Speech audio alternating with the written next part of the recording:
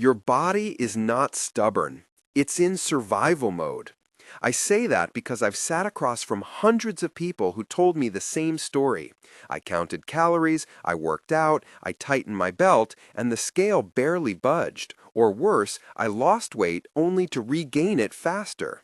The instinct is to blame a slow metabolism or willpower, but the reality is more useful, and it changes how we should act. Your physiology is doing exactly what evolution designed it to do: conserve energy when it senses scarcity. Let's be clear about what's happening inside you when you cut calories aggressively. The term slow metabolism suggests a broken engine. That's misleading. What happens instead is better described as enhanced metabolic efficiency, a set of coordinated responses that make your body run on less fuel. Think of it like a car that, when it senses you're low on gas, switches into an economy mode.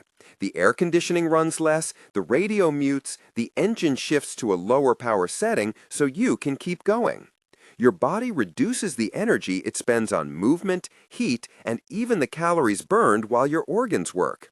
That conserved energy is what many people perceive as a slow metabolism.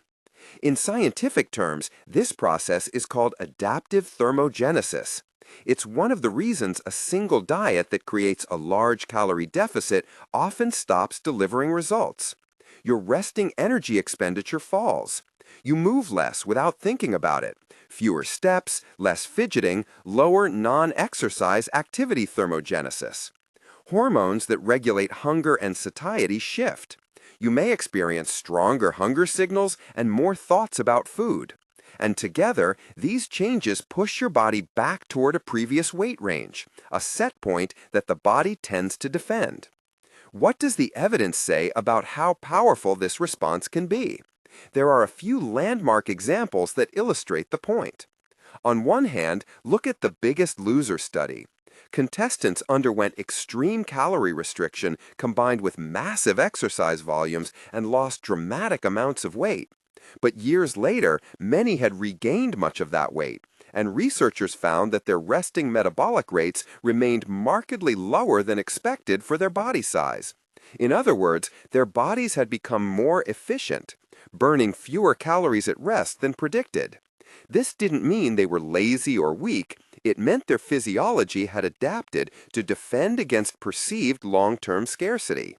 The study had limits. It examined people who underwent unusually intense interventions and were not representative of everyone on a diet, but it's a clear demonstration that severe caloric deprivation triggers durable metabolic compensation. Another classic example is the Minnesota starvation experiment from the 1940s. Healthy volunteers were put on a semi-starvation diet for months as part of a controlled study. The outcomes were stark. Profound drops in metabolic rate, obsessive thoughts about food, binge-like behaviors during refeeding, and psychological distress. When calories were increased again, many subjects regained weight rapidly.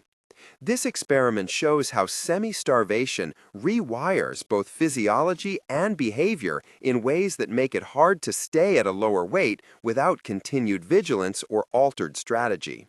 Again, the setting was extreme and intentionally so, but the physiological patterns are instructive. Contrast those dramatic examples with randomized trials of intermittent fasting. Many trials have compared time-restricted eating or alternate day fasting with regular, steady calorie restriction. The general pattern is that intermittent fasting can produce similar overall weight loss to continuous calorie restriction, while for some people it reduces hunger and improves markers like fasting glucose and insulin sensitivity. Trials vary in duration, population, and adherence, so the results aren't uniform. Some people find it easier to compress their eating window, others struggle. But the larger point is that different approaches interact with survival physiology differently. A method that reduces subjective hunger and preserves lean mass tends to be easier to maintain and less likely to provoke severe metabolic downregulation. So what's actually happening mechanistically when diets succeed or fail? Let's compare the common approaches and translate the biology into practical terms. Traditional low-calorie diets aim to create a sustained energy deficit. Mechanistically, they work by forcing the body to spend more energy than it receives, so stored fat is mobilized. But if calories are reduced too sharply or for too long without attention to nutrient quality and protein, the body adapts. Resting metabolic rate drops. You lose not only fat, but also lean tissue, which